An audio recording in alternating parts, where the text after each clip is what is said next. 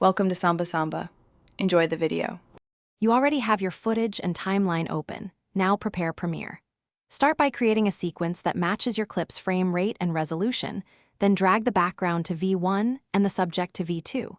Once done, select the subject clip and open the Effects panel.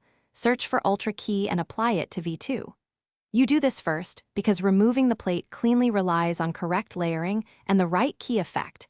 It saves hours later in fine-tuning. You sample the flattest color with the eyedropper. This tells Ultra Key what to remove, and you should pick a mid-tone area to avoid shadows. Then, head into matte generation and tweak transparency and shadow to reveal fine detail, increase tolerance slowly to prevent edge holes. Next, use matte cleanup. A small choke tightens edges, while soften smooths halos. Finally, apply spill suppression to remove color cast on skin. These steps refine the matte, so your subject reads naturally against the new background. You now integrate the subject with the background. Use Lumetri color to match temperature, exposure, and contrast so the composite reads as one scene.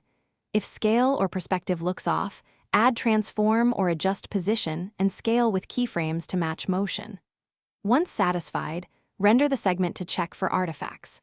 If edges flicker or hair doesn't key, make a garbage matte to remove problem areas, or perform a secondary color key to isolate and treat stubborn colors. That tip fixes most tricky composites. Thanks for watching. Consider subscribing if we helped you.